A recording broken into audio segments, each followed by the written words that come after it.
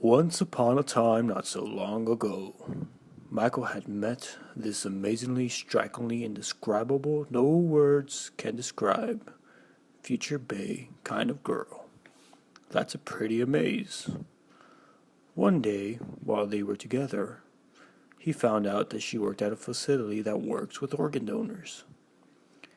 Instantly, he broke up with her at that very second. Why, you may ask? Michael replied, "She just wanted me for my body." Why is this relevant? It is important to discuss this topic due to the fact that everyone has at least one organ in their body and can potentially be affected by the legalization of the selling of human organs, if the law is passed, of course. Legislators are currently debating over the fact whether the selling of human organs would increase the number of organ donors and benefit society or increase the crime rate at the number of health defects, such as human trafficking and diseases.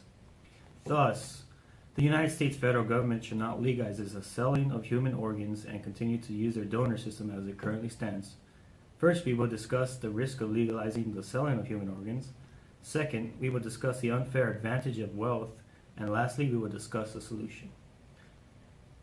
That was it. Now, I will be discussing the different stages in which human organ trafficking can occur in, as well as the risk a person is taking.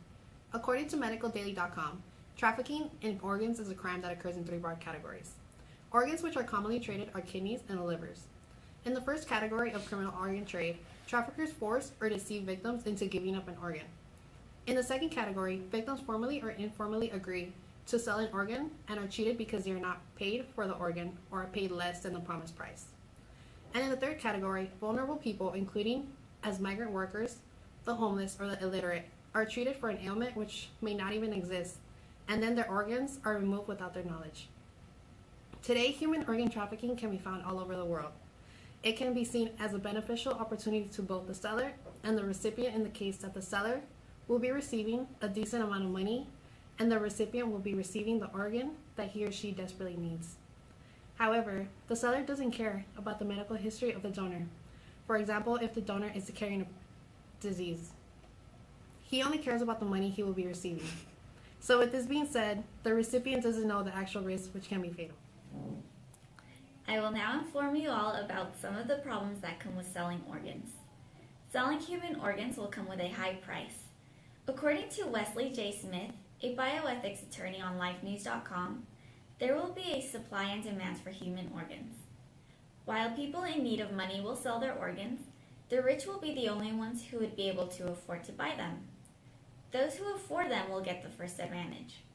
According to an article on medicaldaily.com, people will travel the world in order to buy organs through the black market, which brings us to our second point. People who really need money often resort to more illegal means. Human trafficking and the black market would become much worse than what it is now. According to a New York Times article titled "The Organ Trade" by Nancy Shepard Hughes, who is a researcher on organ trafficking, there is a very fine line between selling organs and selling people for organs. There is already a problem with selling organs in third world nations, but legal organ selling would probably increase the problem. Now that we've discussed the problems, we can move on to the solutions. Overall, the benefits that the donors are receiving are nothing compared to the risk that they're taking. According to an article in the LA Times, they quote, "But buying and selling organs is a dangerous game. No matter how exalted the theorists playing it or how seemingly straightforward their calculations. Even if the donors were paid a certain amount, say roughly $15,000, there are still side effects their money cannot take care of. They can end up with some serious health problems, and overall, the money that they receive would most likely not get them out of their financial troubles that got them there in the first place. Overall, the entire problem here is that we should keep it as it is. The current choice to become an organ donor is good enough, and actually selling your organs, well, there's no real benefit to it. What we of this group have decided is to not let the sale of body organs be legally allowed, because we do not want to be a society that is just wanted for our bodies and nothing more, just like poor little Michael. We talked about how the legal sale of organs will not benefit the world but hurt it by increasing the number of human trafficking victims. This will also increase the risk of death because we do not know where these people have been. Hence, They do not have a medical history, so we do not know what they carry. There could be diseases that lure in the organs that are gonna be sold. We also mentioned that in the socioeconomic world we live in, the wealthy 1% will have the advantage over the people who are not financially stable. So this means that the wealthy will be able to pay the cost that it takes to get an organ and to have it surgically implanted. The last point that we covered was that the risks are factors that outweigh the benefits in this debate over the cell body organs being made legal. So let's not be a country that will live in doubt whether or not organs are safe, or if the healthcare professional who is doing surgery on you will just let you die there and take you for your organs so he can make a buck out of you.